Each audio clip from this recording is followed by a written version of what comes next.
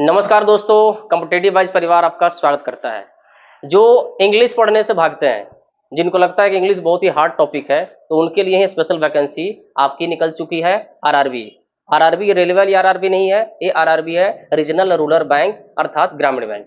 ग्रामीण बैंक की वैकेंसी आपके पास आ चुकी है और ये वैकेंसी आपके क्लर्क से लेकर पीओ से लेकर ऑफिसर ग्रेड यानी स्केल 1, 2 और 3 तक ले जाती है।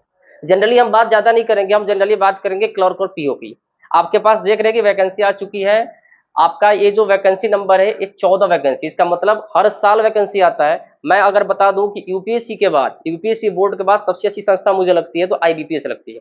यहाँ आपको दिखाई देगा, जिस मंथ में कहेगा प्री लेंगे उस मंथ में प्री लेता है, जिस मंथ में कहेगा मेंस लेंगे उसमें मेंस लेता है, और जिसमें इंटरव्यू कहता है उसमें इंटरव्यू लेता है।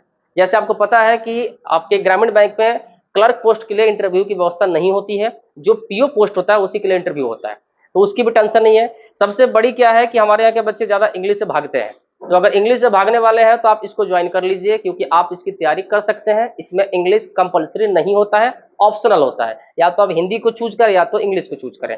और सबसे बड़ी चीज क्या है कि इसके लिए कम से कम आपको ग्रेजुएट होना पड़ेगा।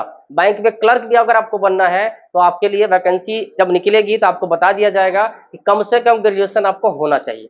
जैसे आपके पास वैकेंसी है, निकल चुका है, आपको बताया गया कि 1 सितंबर से लेकर 21 सितंबर तक आप इस फॉर्म को भर सकते हैं।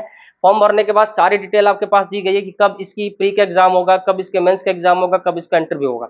सारी नोटिफिकेशन आपको मिल जाएगी, आप जाके गूगल से सर्च कर सकते हैं। कुछ विशेष चीजें हैं जो मैं बताना चाहूंगा। अगर किसी के मन में सवाल है कि सर इसके सिलेबस कैसे होते हैं, कैसे आपके प्री के एग्जाम में क्या क्या पूछा जाता है, फिर मेन के एग्जाम में क्या क्या पूछा जाता है, उसकी डिटेलिंग थोड़ी कर लेते हैं। बाकी जो डेट है आपके फॉर्म भरने की डेट है, अगर आप ग्रेजुएशन कर चुके हैं तो इस फॉर्म को निश्चित भरिएगा, क्योंकि आपके जो सिलेबस है वो बहुत टफ सिलेबस नहीं होता है। मैथ्स, रीजनिंग, आपके कंप्यूटर की जानकारी चाहिए, आपके पास करंट अफेयर्स की जानकारी चाहिए, और हिंदी और इंग्लिश में से कोई एक चीज आप चुन सकते हैं। इसके अलावा आपके पास जो इन्फॉर्मेशन देने के लिए मेरे पास है उस इन्फॉर्मेशन को मैं दे देता हूँ। बाकी सारी नोटिफिकेशन आप सरकारी नौकरी पे जाके ले सकते हैं, वहां से आपको पता चल जाएगा। और आपको जानकारी क्या देना है उस पर ध्यान दीजिए। जैसे आप यहाँ देख रहे हैं, डेट भी आपका मेंशन है और डेट के साथ साथ आपका ईयर भी। अगर आप क्लर्क बनना चाहते हैं तो आपकी उम्र 18 से लेकर 28 साल तक की चाहिए, 28 से ज्यादा नहीं होनी चाहिए। और ऑफिस स्केल 1 में यानी पीओ में आप ज्वाइन करना चाहते हैं तो आपकी उम्र 30 साल से ज्यादा नहीं होनी चाहिए। 18 तो मिनिमम होता ही होता है, मैक्सिमम 30 से ज्यादा पीओ नहीं बन सकते। उसके बाद आप ऑफिस स्केल 2 है, ऑफिस स्केल 3 है, तो ये आपके लिए नहीं है। जनरली इसके लिए एक्सपीरियंस होना चाहिए, तो ये आपके पास होता नहीं है। आप सिंपल अगर ग्रेजुएशन करके बैठे हुए हैं तो आपके लिए वैकेंसी बहुत ही अच्छी है। इस वैकेंसी को भरिए निश्चित तौर से, क्योंकि बहुत सारे बच्चों का होता है कि सर हम इंग्लिश नहीं पढ़ते तो फिर हमारे लिए कौन सी वैकेंसी है। तो बिना इंग्लिश की बहुत सारे वैकेंसी आपके पास है, आप उसको फुलफिल करके आप अपनी जॉब को सुनिश्चित कर सकते हैं। एक जानकारी और दे देता हूं मैं। जैसे आप अगर बात करें इस तरह से एग्जाम पैटर्न कैसे होते हैं, देखिए प्री में इसका एग्जाम पैटर्न होता है बिल्कुल सिंपल सा, 40 नंबर के मैथ और 40 नंबर के रीजनिंग, बस 80 क्वेश्चन आपके आएंगे, रीजनिंग और मैथ्स के आएंगे। टाइमिंग आपको मिलेगा 45 मिनट का। उस पर भी ध्यान रखिएगा, बैंक के एग्जाम में क्या किया गया है, रीजनिंग के लिए टाइम को फिक्स कर दिया गया है कि भैया 25 मिनट में आपको रीजनिंग के क्वेश्चन बनाने हैं और 20 मिनट में आपको बनाने हैं न्यूमेरिकल एबिलिटी, इसका मैथ का क्वेश्चन। पहले था कि 45 मिनट पूरा मिल जाता था, जिसका मैथ अच्छा होता था मैथ कर लेता था, रीजनिंग अच्छा होता था रीजनिंग कर लेता था। लेकिन अब क्या कर दिया है कि अलग अलग टाइम फिक्स कर दिया है कि आपको रीजनिंग के सेक्शन में 25 मिनट देना ही देना है, उसी प्रकार मैथ के सेक्शन में 20 मिनट आपको देना ही देना है। तो अगर 80 क्वेश्चन आपके पास है, 45 मिनट में आपको सॉल्व करना है। क्लर्क के कट ऑफ बहुत ही हाई जाते हैं बाबू, ध्यान रखना, 70 प्लस क्लर्क के कट ऑफ जाते हैं। लेकिन पीओ की कट ऑफ की बात करें तो 50 से 55 के आसपास रहता है। तो अगर आप सीट अच्छे से बनाते हैं, प्रैक्टिस डेली करते हैं, तो आपके लिए आसान है। पीओ और क्लर्क के लिए जो प्री का एग्जाम है उसका पैटर्न बिल्कुल सेम है, आप देख सकते हैं। यहां भी स्केल 1 में यानी पीओ के लिए भी 80 क्वेश्चन आएगा, 45 मिनट का समय आपको मिलेगा। वहां भी आपको अलग अलग सेक्शन के लिए अलग अलग समय सुनिश्चित किया गया है।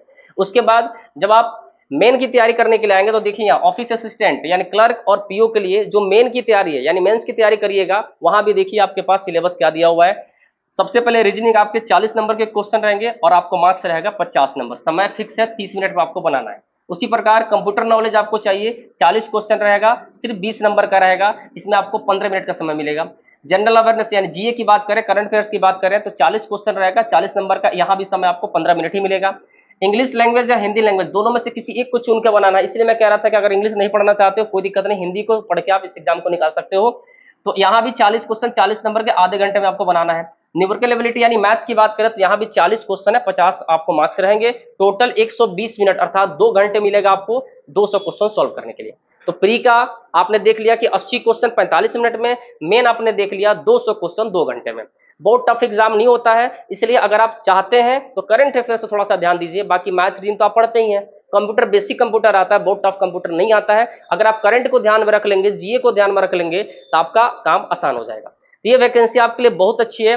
मेरे ख्याल से जो लोग ग्रेजुएशन करके बैठे हुए हैं उनके लिए सबसे अच्छी वैकेंसी है। बाकी स्केल 2 स्केल 3 के लिए आप छोड़ दीजिए, क्योंकि वो जो है वो अलग लेवल की होती है, उनमें कुछ एक्सपीरियंस चाहिए, जो बैंकिंग में पहले से काम कर रहे हो या फाइनेंशियल इंस्टीट्यूट्स में काम कर रहे हो उनके लिए वो वैकेंसी है। आप कमर कस के, और मैं चाहूंगा कि आप आराम से इस फॉर्म को भरिए। डेट पूरा बचा हुआ है, 21 दिन का डेट है, उसमें फॉर्म भरिए। और सबसे अपडेट चीज क्या है इसको उसमें आईबीपीएस में कि समय समय से सब कुछ होता है। आपका टाइम से प्री का एग्जाम होगा, टाइम से मेन का एग्जाम होगा, टाइम से इंटरव्यू होगा, टाइम से नौकरी मिल जाएगी। इसका मतलब 6 से 7 महीने में आप ज्वाइन करके किसी बैंक में जा सकते हैं। इसलिए सबसे अपडेट आपको संस्था है और सबसे अपडेट आपके एग्जाम के पैटर्न होते हैं। इसलिए देर न करें, जल्द से जल्द भरें, और ऐसे नोटिफिकेशन लगातार आपको मिलते रहेंगे कॉम्पिटिटिव एज परिवार के साथ। धन्यवाद।